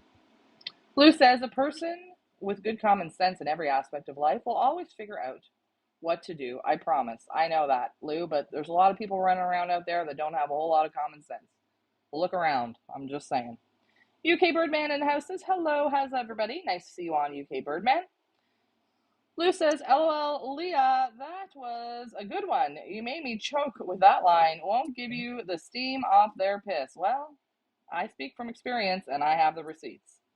5-8 says that he has lived there 4 years, Lou. Message me anytime. Talking about the Philippines. That is nice. I like you guys getting on with each other and supporting each other and finding maybe some friendships outside of this. That's what it's all about. Yeah, lived in the Philippines for 4 years, Lou. Yeah, message me anytime. There you go, Lou. 5-8. Give him a message. On that note, let's get back to our poll of the day. The poll was, do you teach your birds to drink out of the basket before racing? We now have 17 votes. 94% of you said yes. 6% of you have said no. The people who said no, I'm curious to know maybe your reasoning behind why you don't. Maybe you don't have pigeons. I don't know. But we're going to show a little video here now. Is there talking in the video? I didn't even hear if there was talking. Uh, I can't remember. It was hot. It It was. was It hot. was a Okay, well, warm we're going to one. show it.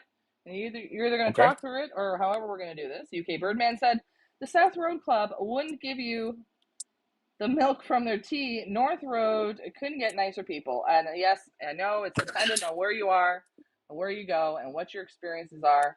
But for those of you who are stuck in an area where there's really crap people, just know that there are great people out there. You just got to find them. You just got to find them. And you know what? At the end of the day, don't worry about it. It's about the pigeons and it's about pigeon racing. And don't let any little asshole at the club deter you from doing what you want to do. That is the worst thing I've heard. Oh, I quit the club because there are a bunch of jerks there, or nobody likes me, or the politics. I know it's hard. Try not to do that. Try not to do that. We got lucky. We did get kicked out of Canada, but we were lucky. We made our own way here in Belgium. Not everybody can do that. So just keep your eye on the prize, guys. Keep your eye on the prize. UK Birdman says, did you find out what the Peepo boxes was? Do you remember last week at the end of the show, UK Birdman said that they drove like 150 miles to get some Peepo boxes. And we asked, like, what are those? So UK Birdman, I know what they are because I read the comment after when the show was done. But why don't you tell everybody what Peepo boxes are? Does anybody in the comments know what Peepo boxes are? Let me know. Lou says awesome 5/8. That's great. All right. So while UK Birdman either types in what Peepo boxes are, or you guys guess what it is, we're going to show a little video that Ryan did today with regards to, again, drinking in the basket. Where are you going? Oh yeah, let's put it on. I'm watching the video. Oh, well, hold on then, please. I'll just play the video. Ryan's going outside now to Yeah. water the flowers. All right, here we go, guys. Uh-oh, here we go. Watering. Yes. We want to teach them. Take a look. They've been in the basket since 11. It's now about 4 o'clock. This is the exact drinkers that the transporter's using. There's one. There's two. We hook them on. We don't give them water right away. Take our time. Take our time. I'm pouring the water into the bucket. Does anybody know why I'm doing that? Just a little bit for it. I don't care about making a mess. I don't care if there's a bit of water going in the basket. What I care about is hearing I'm not doing, that's calling them for water.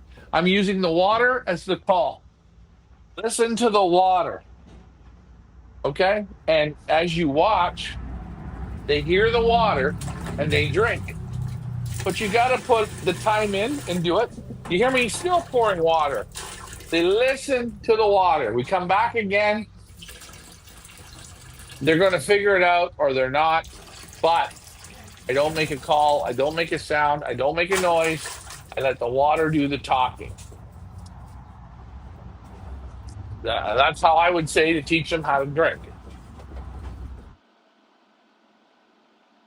There we go, guys. You're not talking to them. You're not whistling to them because we have to remember when they are in the transporter and the transporter guys are giving them water, not whistling, they're not talking. They got to figure it out themselves. And I did it 2 or 3 times. 2 or 3 times. So they hear that. So you hear me pouring the water. You can pour the water for 5 minutes. When you're thirsty and you hear water running, it drives you crazy. So wake their ears up, put that chip in them to hear it. My thoughts. You guys do what you want, but my thoughts. UK Birdman says they are young bird box perches with a little shelf that slides and connects, bit like a bit like basic window boxes that enables the young birds to pair. Don't know if that explains it. You know what he's talking about? So what do they call it again? Pipo boxes. PIPO boxes. So basically, it's a motivational box. And I get it. You can make a peak box. You can. I think I know what he's saying. Yeah, yeah. I think also maybe I'm wrong, but it's probably making a little dark cubby. Remember, Leah or Strata? Yeah. Pigeons like darkness. Pigeons like to go and be private. And those little dark cubbies or those little small areas, boom, they go to it. And when they're sexed and they're aged and they're motivated and they're feeling good and they're healthy and they're in race mode, you can give them a little dark corner. Make one. Make one. Put some straw there. Put a bowl in there. And all of a sudden, you see fire because you created a little stimulation. Back to you. Lou asks, Ryan, is there any one loft races around there that you can send babies to? There's lots of races here in Europe. I don't know. Not in You Belgium. know what? No, not in Belgium. I'm not interested in one off races. The sport is so beautiful. The sport is so great. The sport is you and your pigeons, and you go to work, and you go and you try and you play. You know, if I had lots of money, okay, you send birds to races, and there you go. But what are the people doing? Always remember the one off race winners are always the guys running the race because they get all the money up front. They get the entry fees. They make their money before the race is even done. And I will tell you, money is the worst part of it. What's great about pigeons? Hey man, this weekend was it good? Was it bad? Man, Leah, down, down, up, down. That's what I felt this weekend. I got the best drugs you could ever get. And ups and downs and lefts and rights. No, I didn't cost. I mean, what did it really cost me? Oh boy, it was a great experience. One off race, you're going to spend a lot of money. I don't know. Not my. You know what? I'm not there. I'm not interested. And I've seen too much corruption. I think one off races are still very fucking dirty. And because what do they say? When there's money involved, there's a lot of crookery. Back to Crookery. you. That's a That's Ryan. Ryanism. Yeah, I know. UK Birdman asks, I have a bird that has little pinhead sized white spots on his tonsils. Anybody ever see that? Yeah, look, they say those are like canker dots. Uh, I normally don't like that, but I haven't I haven't seen it in a while. You Lou can try says some yellow it could be yellow drops. canker, And Yeah. UK Birdman, he just is adding to it, and then you add your part, Ryan. Says treated for canker 4 days ago. Pigeons eating and drinking fine. So going to try nystatin and doxy. Not seen anything like it before. Yeah. Watch how much drugs you give. You know what? I'm gonna look. I'm gonna look. Be honest. If you tune in tomorrow, I will look at the birds that we're gonna basket for training. Leah, the misfit toys. Mm-hmm. I'll see how many if there's white dots. It Okay. is something. You can try your doxy, whatever. Always remember, don't overdrug pigeons. Watch what you do. Your basket is your friends. You have no friends, but your basket's the friend. Your basket will tell you what's good and what's shit. Work them all the same and be respectful. The basket helps you. I will look tomorrow and let's see how many dots I see if I see any. Okay. I'll tell you. I'll be honest. If I have five of it, I'll tell you. Michael Peter says Europe is a one loft race. They don't really, I mean, there are one loft races in Europe, but not in Belgium. I don't believe there are any in the Netherlands. They don't, there's not a lot of them that participate. There's not a lot of them that are interested. A few more are coming round to it, I think, but the majority, I think, still is a no. Here's the thing: Belgium and Holland, 100% is the Champions League. You can argue Netherlands is better or Belgium is better. It would be so beautiful if for the Olympics, an Olympic race, that there is professional one loft race in Belgium and one in Holland. And it's a race that can take birds in from all over the world where people can compete on this course, where the quarantines get lifted, where everything gets lifted. And it's something spectacular. And it's not putting, Jan Hoymans or Koopman or Mike Gannis putting 100 birds in. It's control, but it's like the World Cup, like the Olympics of pigeon racing. And I think it needs to be, especially in Belgium and in Holland, Leah. I'm saying both countries. I think they're the number one leaders. You can all pick what you like. I know what I pick, and we're allowed to pick chocolate or vanilla.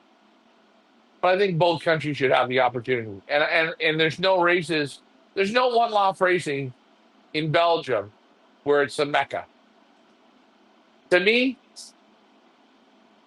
it's like they're behind the times, and that's sad to you. Agreed, agreed. And speaking of one loft racing, now you guys know we are not running a one loft race here in Belgium. However, we do want to give all of you the opportunity to participate, all of you the opportunity to be able to fly in Belgium this year right along with us. We are making it cost effective for everybody. It's going to be $100 to pick your team. We're going to be getting into that in the next couple of weeks. We're going to explain more about it. But guys, if you are interested and you don't want to cough out $1,500 or $2,000 on a one loft race, this is a great way for you to get involved. So follow our training, get to know the birds, because when our draft week comes up, you'll be able to select your own team. Lou says try clove water. Noel Raymond says spot on. Basket is your best mate. Lou says, I'm a believer of natural things work. Just read up on things and you'll be surprised what you will find out. I would agree on that as well. UK Birdman says, I did a bit of research, did see something saying about pigeon tonsillitis. Yeah, you know, I'll tell you something. If you run strictly on the baskets, right, you'll clean a lot of shit up. I think you will. You know, Leah, we looked at this weekend's race, right? Mm-hmm. It wasn't like any of the trainers, was it? No, it wasn't. It wasn't No, close. They didn't no. didn't trap like thunderbolts and They didn't whip everybody, and we didn't get 10 on a drop. And now a lot of people will say they got respiratory, they got canker, they got cocci. First thing they go to is the bottle. No bottle. Stress. It's anxiety. It's you feel it. They feel it. But people instantly go to the bottle. Remember, the more drugs you pump in, it's okay to put drugs into the pigeons, a canker or a cocci or a respiratory tree. It's okay. But watch what you do. There's effects to using too much. And there's effects where people just say, that's the problem. Hey, Leah, look at tonight. They trapped like crap. I had a feed bag there. Did that bother them? Let's look tomorrow. I can say to you, Leah, we have a problem. The birds didn't trap tonight. You got to have something. You got to have something. Let's give them something. What kind of drugs do we give them? No, slow down. It's okay. People are too quick with the drugs. I need drugs, drugs, drugs, drugs, drugs. Take drugs yourself and see how you feel.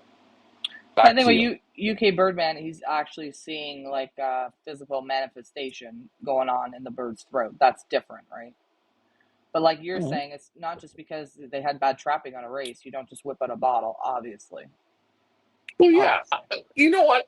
UK Birdman, yeah, I can't remember the last time I seen those spots. I know the spots and I know where they are. I'm gonna look tomorrow in those birds. And UK Birdman, when we go train tomorrow, I'll tell you what I see. I haven't treated for canker or cocci. I've only been using yellow drops. But I'll tell you what I see. Leah, I'm being honest, but I know exactly the little spots that he's seeing. Back to you.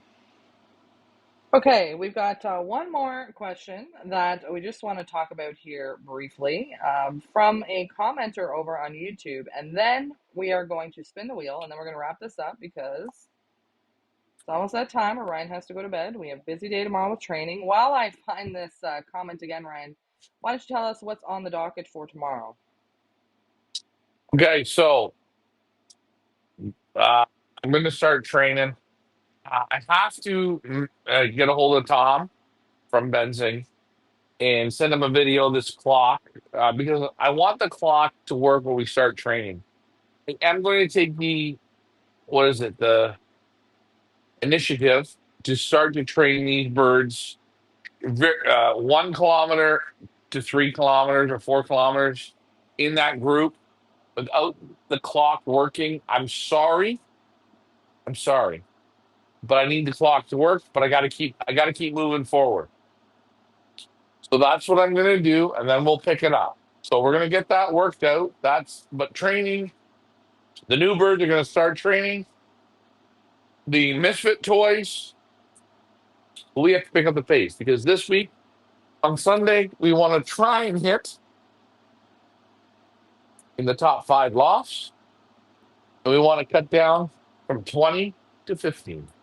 We want to move up. We want to move up, and that's what our goal is. Can we do it? I don't know, but we're going to try. Back to you. We are going to try, definitely. So tune in all week, guys. Again, if you're watching on YouTube, make sure you hit that notification bell. You will know every time that we are live. We try and do as many live trainers for you guys to watch as possible. Sometimes if it's too early or it doesn't work or whatever, then we don't do it. But tomorrow we're hoping to hit what, 3? Did you say tomorrow? Two 2 or or 3? three, two or Okay. three uh it doesn't mean you might not see the new group going training, right? The new group. And you might see the old group. You might get a mixture of both. Remember, I'm always thinking outside the box. Keeping us on our toes. All right. The last question here, again, was from our race day video from Sunday. Our friend Vanessa, who spoke about the Rotundo book a few episodes ago, Good put in book. a comment and said, I almost forgot to mention this. Firstly, let's get one thing straight. I'm a big supporter of yours, have Pigeon Boss merch, love your loft tours, etc. You always say strays should go in the bin, yet you wanted to keep the one the owner wanted to sell for 3,000 euros. Why? Oh, hey. Vanessa, first thing I'm going to say to you is thank you,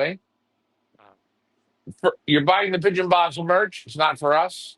I think we make, I think, 20 cents or something, Leah said, on Yeah, anything. very little. You're supporting pigeon racing and helping it grow, because people ask you, well, what the hell's a Pigeon Boss? And that opens up the door. So, Vanessa, you're doing great there. Strays in bin. I've said it. Yes, strays in bin. The stray that I had, 800. When I came to Belgium, Ricky was playing with the birds. And here, every day there's strays. You get strays in, you don't. Okay. When I took over, 800 was in the loft. And it blended in, and it looked like one of ours. So I started to train it and train it and train it and train. It never screwed up. I always knew the bird, but never screwed up. It had this weird look. And I figured it was one that Ricky bought because it just had the right look. It had that look like, I see why you buy him. I see why you bought him. He's nice. So I trained him, trained him, trained him, trained him, trained him, trained him 60, 70 times. And when we went to do the chips, I didn't have the cards for the pigeon. And we looked it up. Lars helped us. Marcel helped us. Leah, you helped. And the bird wasn't ours. It was a stray that came in before I got there. And okay, I said at that point, I said to Leah, I like this bird. I like to fly the bird. The bird's he hasn't done nothing wrong. He's been good. He's been ahead. I want to keep the bird. I'll buy the bird for the race, for the people. How much is the bird? And we ended up Stefan Lambrecht. We got him involved, and the gentleman come over. And the bird was out of a second Olympiada pigeon, middle distance, and a super breeder from Stefan Lambrecht. And the guy really didn't want to sell it. He wanted 3,000 euros for the pigeon. I offered him one, two, three, four, 500 euros. I offered it. He wouldn't sell it. The bird never made a mistake with me. And I said to him, the pigeon, you should put it in the bin. It screwed up on you. But in all honesty, the bird was perfect with me. I gave it a second chance. You can give birds second chances and third chances and fourth chances and fifth. As you have pigeons longer, you'll find out one, two, three chances and it's done. And I wanted that bird because I worked it. I knew what the bird was doing. The bird been to keep ran 3 times. Thought it was a real good bird. That's why I wanted to buy it. I didn't know it was a stray. And today still, I would buy the bird. It worked great for me. It made a mistake one time. And guys, sometimes a pigeon has to make a mistake. Give it a chance. But hey, you see Twinkle Toes, Leah? You like Twinkle Toes. Making too many mistakes now. Broke its foot. A bad toss. Gave it some time off. Screwed up again. That's a pigeon we say in the bin. But put it in the bin, eat the pigeon, give it to somebody else, use it as a dropper, remove the pigeon from your team. But however you want to do it. Or keep them. You're going to have a lot of pigeons. And also, Vanessa, just so you know, any strays that Ryan has gotten in, and he's gotten a lot since being in Belgium, he gives them to Marcel because Ryan cannot speak or understand Flemish. He can't call these people. And if he did call them, they'd probably look at the phone number because it's a Canadian phone number and not answer the phone. I don't answer weird numbers, and I'm sure they wouldn't either. He gives them to Marcel, and Marcel does his best to track down the owner. We did get one stray in from France. We call him Pierre. Pierre and the He's Rickeyettes. We turned him he's into a mine. dropper. We He's didn't mine. bin him. We didn't eat him. We didn't give him away. We brought him in. He came in from France. We can't find France. We don't know. We don't speak French. It was just, he could have binned him. He cut the flights and turned him into a dropper. And that's the story behind Pierre and the Rickeyettes, our droppers. And the Rickeyettes are birds that Lars did not want. He did not want them, and instead of putting them in the bin, we made them droppers. So, two sides to everything. And also, you guys understand, we are doing this live. This isn't scripted. Okay, we don't plan out what we're going to say. It is live off the cuff. Please do not analyze, overanalyze every single thing that we say. There's going to be things that you'll like that we say, and there's going to be things that make you scratch your head and go, what the hell are they talking about? We're just real people. This is a live show. We don't practice ahead of time. We hit the button, and whatever comes out of our mouth, comes out of our mouth. So, guys, just an FYI, okay? That's all I'm going to say about that. Lou says, when I start a loft, I will only vaccinate what I have to do. But other than that, natural is my way to go. Okay. UK Birdman says, the father to the Daniel, Staff Van Reet, was a stray. No, no, no. The father to the Daniel came from the Natural Breeding Center. The I know father that. to the Daniel, Staff Van Reet, came from Mhm. the, really? The breeding center. Oh, I did not know that. Natural. Yeah. Hey, hey, man.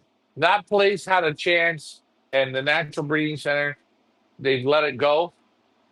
They produce lots, and they produce so many super pigeons. The Daniel came from there. He wasn't a stray. No, no. Staff and Ring, when you bought bags of feed, they give you coupons to earn for a free bird. And that's where he picked the father of the Daniel. I know that because I know it. I know it 150%. It was a red cock. That's where the beautiful reds come from, the Staff and Rings. Ballin over on YouTube. A lot of people are reporting lost racing pigeons with GFL bans. Anyone know the owner is? Thanks in advance. Well, Ballin, this is an international show, and we have people from all over the world that watch the show. So you're going to have to be a little more specific where you are asking from. What country are you asking from? And GFL. and the, Not sure. yeah. You'll have to let me know what country, because the world is a very big place, friend. UK Birdman says Dean Pallett told me that. No, no. Watch what? Do we Videos, need to do whatever. we need to ask Uncle Google? We'll No, ask. you know what? No, no. Oh, okay, wait, wait. I know. I got to go back. One of my favorite videos is the Dean Pallet video. And I know Dean, but I believe that the Daniel's father, come from, maybe it was the father or the mother, but it come from he got it from coupons from buying feed. Hey, maybe I'm wrong. Maybe it was the hen, not the cock. But in that era, just a different era. We got the Wheel of Fun, guys. You guys have been playing along. Hey, Leah, our audience tonight has been off the top rope. Really, really Excellent, good. excellent. Having We've fun. almost been on 2 hours, so we're gonna close it down here momentarily. But because last week everybody was so great with the questions, all of your names got on our Feathers Elite Wheel of Fun, where we spin that wheel and we give away some Pigeon Boss merch. And since you guys have been so great again this evening, on next Monday night show, we will put all your names on this wheel again. These names will come off, and new names will be put on, your names, and we're going to spin that wheel next Monday for your chance to win some Pigeon Boss merch, because we love, love, love the participation. I'm going to do what I do best here, and that is shuffle, shuffle, shuffle all the names. I'm not going to read them all out, but I do say thank you to everybody who participates in our shows. It's a great time. It's a great chat, and I'm shuffling to make sure everybody gets a fair shot. Guys, if the wheel falls on your name, we ask that you do email me your t-shirt size at info@fepa.ca so I know what size to send you. UK Birdman wants to know, what's the Wheel of Fun? It's some fun that we have here. And because UK Birdman, you participated in the last Monday night show, your name is on this wheel. And if the wheel stops on your name, you're going to get a Pigeon Boss t-shirt to help promote the sport. So here we go. Round and around and around we go. Where will it stop? We do not know. Good luck to everybody. And we're going to do the drum roll, please. Who is it? Oh my God. Look who it is. It is none other than Lucky Lou. Lucky Oh, Lou, I know jeez. you've been wanting a t-shirt. You've been itching for one. And you got one, Lou. Congratulations to Lucky Lou. You won yourself a Pigeon Boss t-shirt, of course, guys. Sponsored by Pigeon Boss Apparel. Represent the sport, live the lifestyle. Join that Pigeon Boss movement. It goes a long way. You'll never know who you will catch when you go fishing with some Pigeon Boss merch on, literally and figuratively. You don't actually have to be fishing. You can be wearing it anywhere. In the airport, go to church, wear it to work, wear it to a family function, and somebody will stop you and say, hey, what is this Pigeon Boss stuff all about? And that's how you hook them in. So congratulations, Lou. Everybody give a big congratulations to Lucky Lou in the comments. Great job tonight. So that means every comment that was made tonight, you will get on our Feathers Elite Wheel of Fun for next Monday. If you made a comment, if you asked a question, get your name on there once, and we will spin that wheel next Monday night. 5-8 says free Pigeon Boss tour if your name hits. Yeah, that's a nice try, 5-8. That's a nice try. Lou says, LOL, yes, congratulations. UK Birdman says, definitely got the right name. 5-8 says, rigged. Absolutely not. You saw me spin that. I can't rig it. I don't know how to stop it. It just goes. It's a computer program. Don't ask me. Noel says, waiting for mine a long time. Hopefully I strike soon. Congratulations. Well, y'all are on the wheel for next week. Jack, act fast. Darn, I missed the Monday night show. Oh, now you're all commenting. I see how this works. I see how it works. You can always watch the rebroadcast. David Tracy says, Lou, giving a big clapping emoji. Lou, you know my email already. Shoot me a email and let me know your size, and we will get that sent off to you. Jack Act Fast says, I want to say how good Ryan looks every live. Oh, yeah. That's a nice try. Guys, it's been a great Hey, show. We've been on for almost 2 hours. Great questions, great conversations. This is what our virtual Pigeon Club is all about. It's coming together from all over the world and talking about the sport that we love most, which is pigeons. We love, love, love the support. We love all the questions and all the comments, and we do our best to answer them as best as we can. Join us tomorrow for training. Going back to the drawing board tomorrow. We'll have the clock on, of course, for our little Misfit toys, so we can watch that. Of course, our Picket to Win It is open on our website, featherselitepigeonauctions.com, for this coming Sunday's race. I know there's been a few picks already. Thank you guys so much for your support. We do appreciate it. And yeah, $20 could make you holler this coming Sunday if your pick is the first to clock in the loft, as my friend here, Joe, won $130 yesterday. UK Birdman says he's been drinking the yellow drops. Yeah, Jack act fast. He must be drinking the yellow drops, or like we say, drinking the Kool-Aid. Anyways, great show, Ryan. You go to bed. We'll be back at her tomorrow. Wrap it up.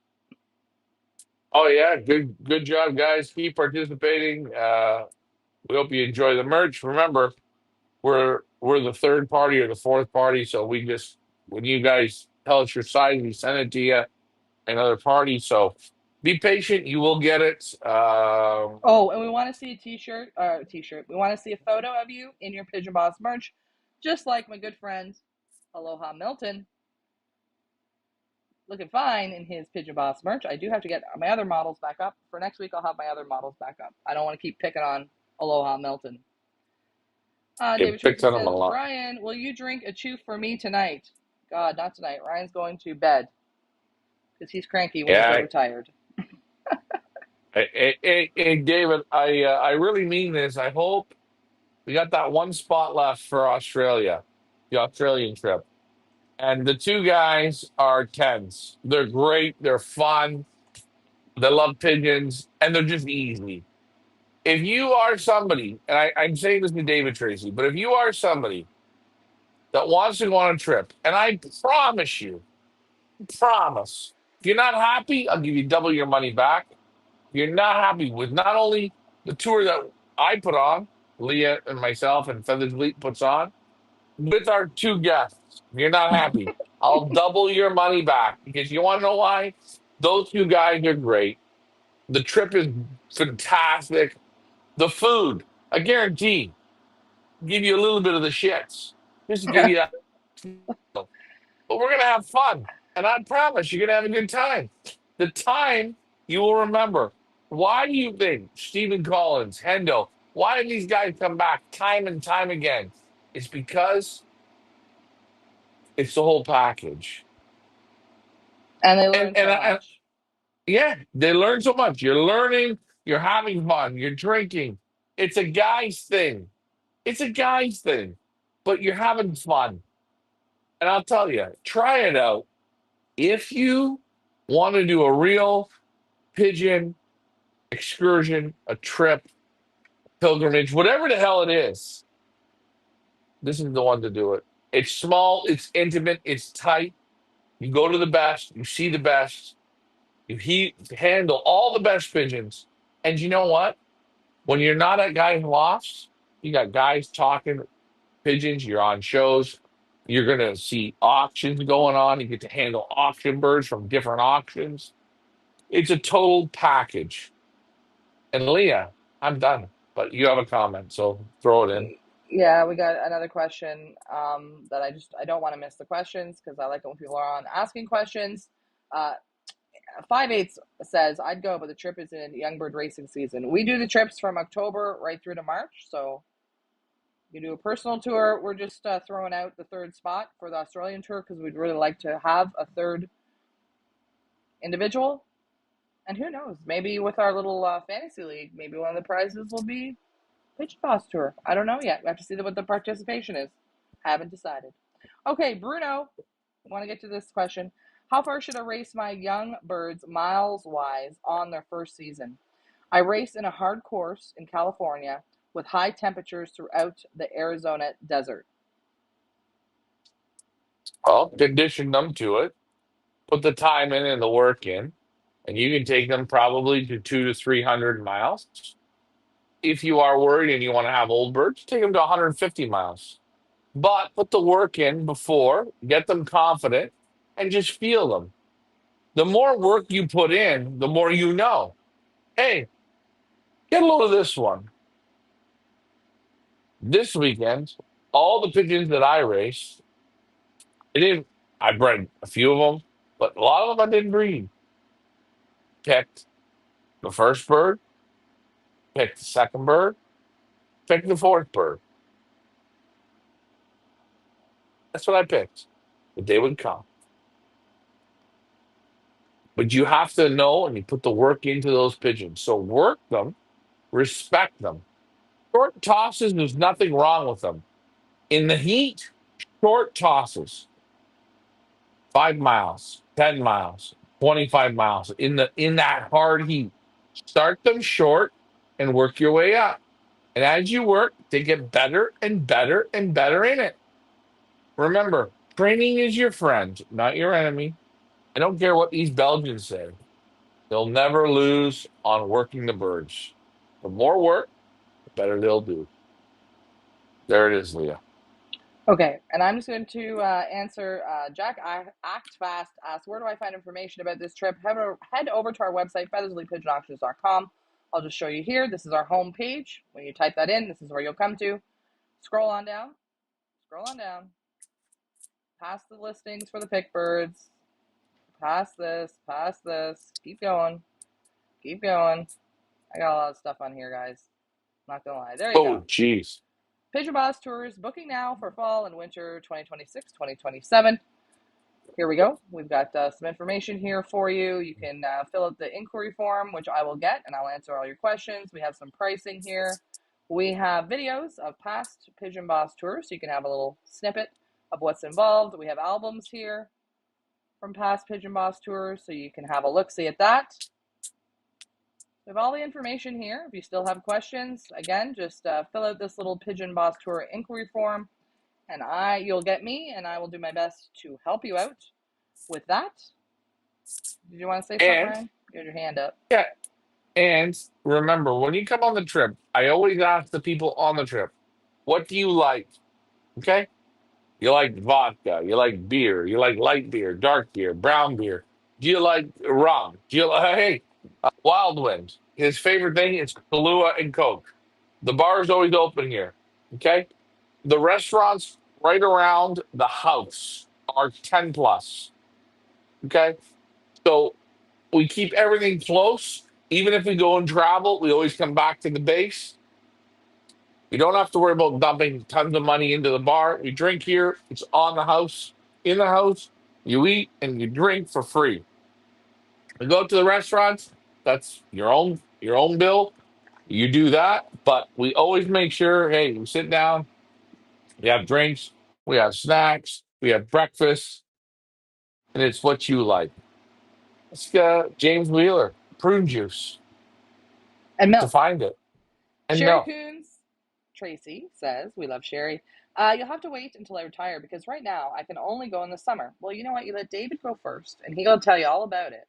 And then when you retire, you come back together as a couple. Hey, and we'll do a couples tour where we get three couples together. But come on, send David. You know what? David earned it. He earned it.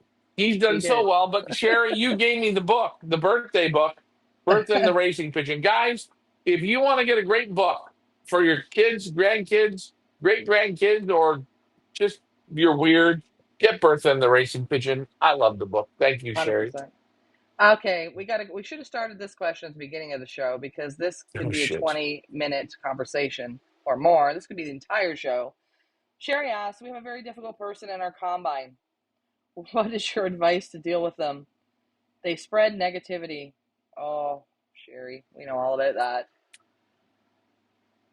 It's like a cancer. Yeah, And one, it's like peeing in the don't feed pool. it. Yeah, you Yeah. don't feed the cancer. You don't feed the You know, you cancer. do.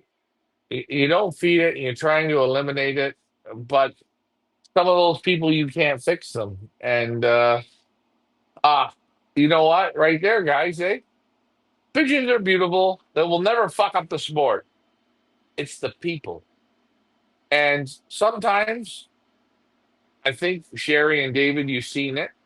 Ignore them. Don't say a word. Say hello. Say congratulations. Say good luck. Don't engage. And they'll say to you, "Oh, you're cheating. Ah, you're doing drugs. Ah, you're doing this." Remember, hey, like Leah, like Ricky says, hey, silence is golden. But there's people that piss in the pool, and I feel bad for you. Do not engage. Like Ryan said, do not engage. They're looking for attention, and if you give it to them, they will just get worse and worse and worse. Do not engage. On that note, great show. Congratulations, Lou. We'll see you next Monday night. We'll see you tomorrow for training. I'm Leah. That's Ryan. We're from Feathers Leet. I want to thank you so much for flying with us. Good night, guys. Bye for now. See ya.